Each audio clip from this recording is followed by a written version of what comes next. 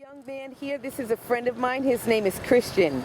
How you doing, Christian? Good. Now, Christian, I understand that you went to school in Arkansas earlier this year. What was that experience like? Scary. Why was it scary? Because every time you see the principal, you think of paddling. Why is that? Why does the principal make you think of paddling? Because she hits super hard. Really?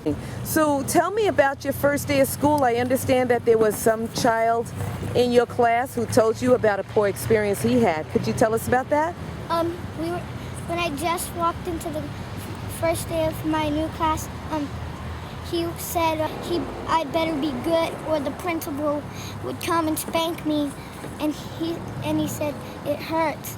I got spanked in first grade 40 times. Wow. And this was your first day of school?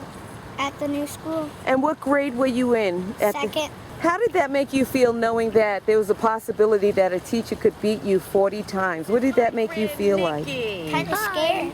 Well, not that guy. This one right here. How are you, Nicholas? Good. Good. Hey, we want to hear your feelings about American school corporal punishment. I don't like it. Why not? Because they're hitting kids. And who are these people hitting kids? The teachers, principals. And was the principal friendly at all? Did she ever come in and say, hey, good morning, boys and girls? No. Did she ever talk to you guys at all? No. Only if she was threatening me. Us. Oh, that would be the only time the the principal would actually talk? Mm-hmm. Tell us how you felt when you got up in the morning, after that kid said that to you. Nervous. Did you ask your mom anything about, any options? What did you say to your mom when you knew you had to go to that school? I don't want to go to that school, Mom. What did your mom say? She said you have to right now. Why did you have to go? Because there was no other school there. More questions for you. Yeah. Now let's think about President Obama, okay? You think he's powerful? Not that much. Why not? Because he won't sign the bill. Okay, now let me ask you, do you think that if President Obama had, let's say he had a little boy just like you, which he does not, but if he had a little boy just like you and a teacher took a wooden board and beat his son's buttocks, do you think that it would be okay with him? No. What do you think would happen? He would stop it. He would stop it. You know what? I think so too. Yet, from what I understand, there are school children in the state of Texas who are being brutalized by their teachers. Now, tell me how that makes you feel, especially when you have one on your back right there. Yeah, it hurts me to know that teachers are taking advantage of children that can't defend themselves, especially in a place like Texas where it's known that there's a lot of racism and things going on like that, and they're just taking advantage of, the people that don't know that things could be better now. Right. So the parents are being taken advantage of, and so are the children. What would you want to say to President Obama or George Miller or Arnie Duncan? Curse you. Curse you for all of that. Why are they still letting it? Right. But what about little poor kids? Do you think that they make it in the news when they're beaten? No. Not that much. Not that much, huh? So how do you feel when you get up in the morning when you know you have to go to a school where children are being beaten? Feel sad. And what about, did you like school at first before you heard about beatings? Yeah. Did you used to think school was cool? Yeah. And when did you stop thinking it was cool? When I found out. Yeah. Do you want to say anything to the children out there who are still being beaten by their teachers? Sorry for you getting hurt. I want to stop this. That's right. Anything else you want to say, Mr. Nicky? Bye, Mommy.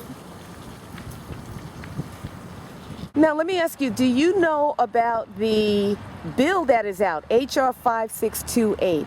Do you know about that bill that's out at this time? I know that Carolyn McCarthy made the bill and that it's out and can be passed, and once it's passed, corporal punishment would be banned nationwide. That's right, and throughout our U.S. territories.